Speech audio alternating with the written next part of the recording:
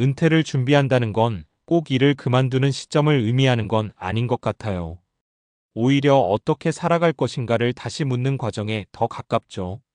특히 40대 후반, 50대를 앞두고 있는 시기에는 몸도 예전 같지 않고 아이들은 하나둘 독립을 준비하고 남편의 은퇴 시기도 슬슬 현실로 다가옵니다.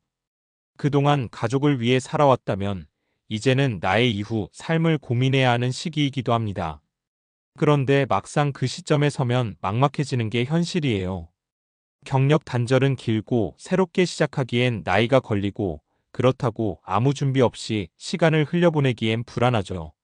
그래서 요즘은 은퇴 전 재취업이 아니라 인생 이막 준비라는 말이 더 와닿습니다. 오늘 이야기의 주인공은 49세 평범한 주부였습니다. 특별한 스펙도 화려한 경력도 없었지만 늦은 나이에 요양보호사 일을 시작했어요.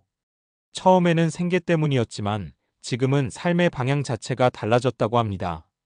이 이야기는 단순한 직업 선택이 아니라 은퇴 이후 삶을 어떻게 준비할 것인가에 대한 현실적인 힌트를 줍니다.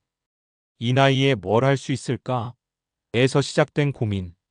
49세에 처음 취업을 고민한다는 건 생각보다 쉽지 않습니다. 주변에서는 이제 좀 쉬어도 되지 않냐는 말을 하기도 하고 스스로도 지금 시작해서 뭘 얼마나 할 수 있을까라는 생각이 들죠.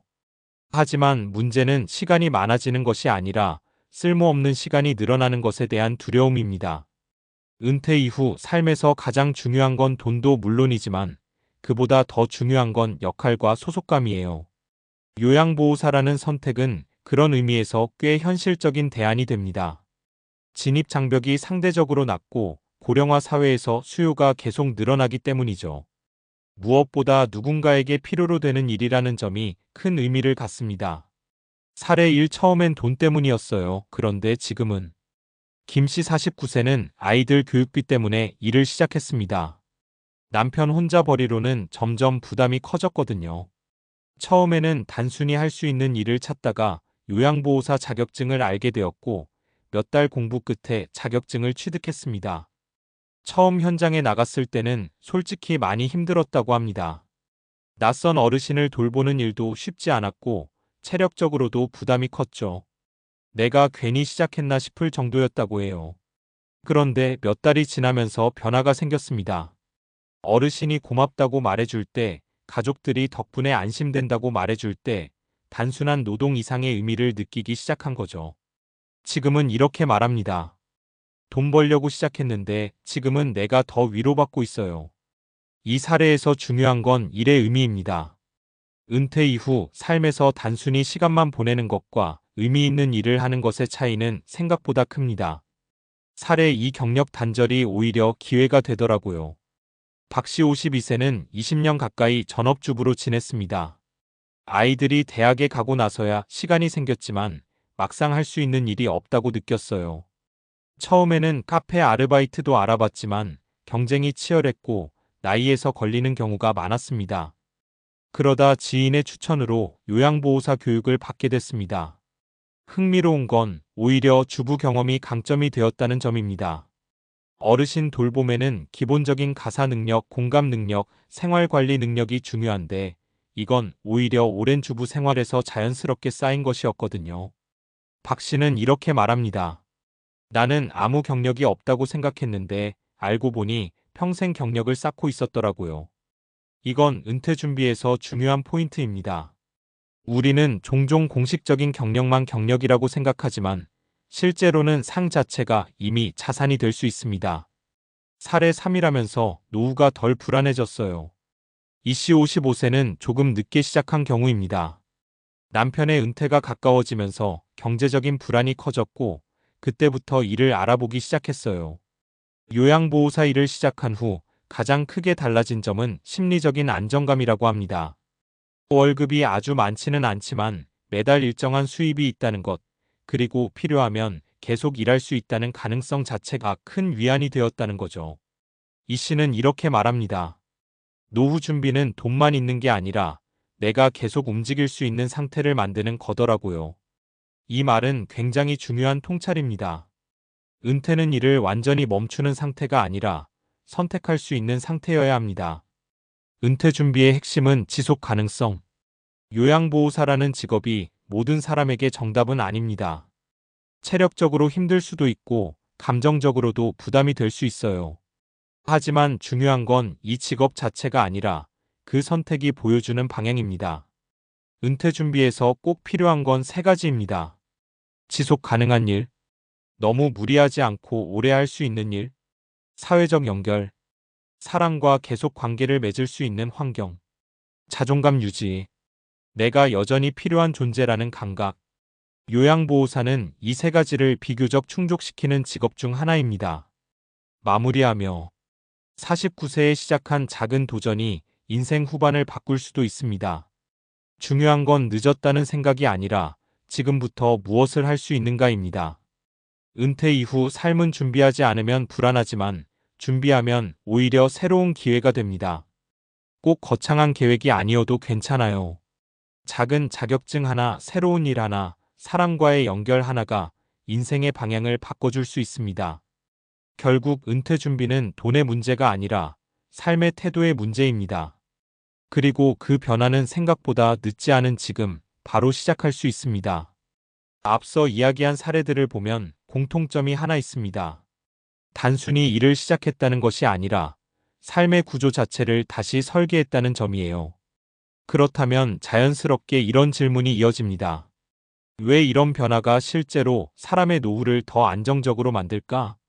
이건 단순한 경험담이 아니라 꽤 많은 연구에서 이미 확인된 사실입니다. 왜 일하는 노후가 더 건강하고 안정적인가? 노후에 일을 계속하는 것이 좋은 이유는 크게 세 가지로 설명할 수 있습니다. 이건 심리학, 뇌과학, 그리고 노년학 연구에서 공통적으로 강조하는 부분이에요. 1. 뇌는 사용할수록 유지된다. 사람의 뇌는 근육과 비슷한 특징이 있습니다. 쓰지 않으면 빠르게 기능이 떨어지죠.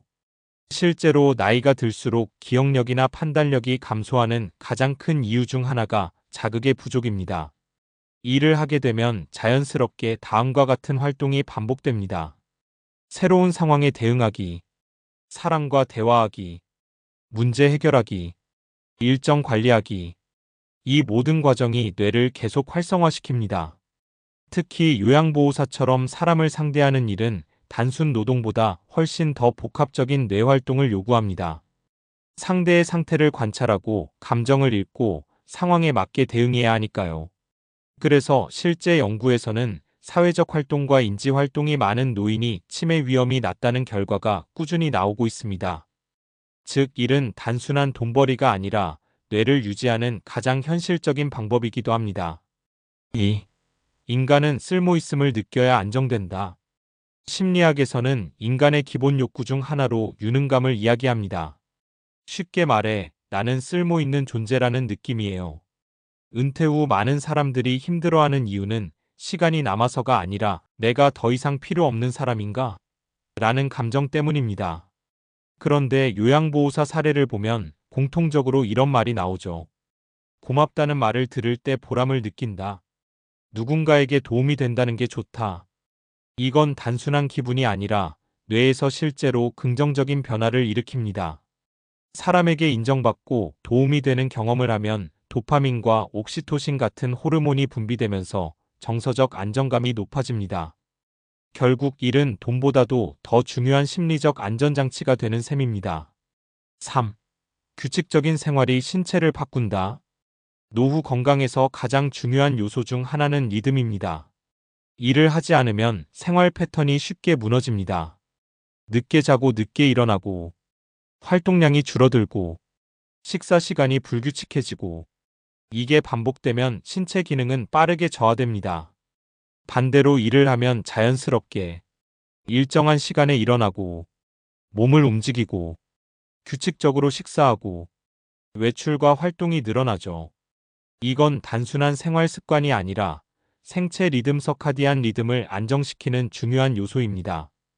연구에 따르면 규칙적인 생활을 유지하는 사람은 그렇지 않은 사람보다 심혈관 질환 위험이 낮고 우울증 발생률이 낮고 전반적인 수명이 길어지는 경향이 있습니다. 즉, 일하는 삶은 자연스럽게 건강을 유지하는 구조를 만들어줍니다. 그렇다면 왜 요양보호사 같은 일이 특히 주목받을까? 여기서 한 가지 더 생각해 볼 부분이 있습니다. 왜 하필 요양보호사 같은 직업이 은퇴준비 대안으로 자주 언급될까요? 이건 사회 구조와도 연결됩니다. 대한민국은 빠르게 고령화가 진행되고 있고 돌봄 인력의 수요는 계속 증가하고 있습니다. 즉, 일자리는 줄어드는 분야가 있는 반면 돌봄, 간병, 복지 분야는 오히려 계속 늘어나는 구조입니다. 이건 단기적인 유행이 아니라 장기적인 사회 변화입니다. 그래서 요양보호사라는 직업은 단순히 지금 할 수 있는 일이 아니라 앞으로도 계속 필요할 가능성이 높은 일이라는 점에서 의미가 있습니다. 결국 중요한 건 방향 설정이다. 여기까지 정리해보면 핵심은 하나입니다. 은퇴 준비는 얼마를 모았느냐보다 어떤 상태로 살아갈 수 있느냐의 문제입니다. 계속 움직일 수 있는가? 사람과 연결되어 있는가? 스스로를 가치 있게 느끼는가? 이 세 가지가 유지되면 노후의 만족도는 크게 달라집니다. 다시 처음으로 돌아가 보면 49세 주부의 선택은 거창하지 않았습니다. 그저 뭔가라도 해보자는 작은 결심이었죠. 하지만 그 선택이 뇌를 유지시키고 마음을 안정시키고 몸을 움직이게 만들고 미래의 불안을 줄이는 방향으로 이어졌습니다. 이게 바로 은퇴 준비의 본질입니다. 마지막으로 꼭 덧붙이고 싶은 말이 있습니다. 은퇴는 끝이 아니라 삶의 방식이 바뀌는 시점입니다. 그리고 그 변화는 준비된 사람에게는 불안이 아니라 오히려 선택의 자유가 됩니다. 지금 시작하는 작은 움직임 하나가 앞으로의 20년, 30년을 완전히 다르게 만들 수도 있습니다.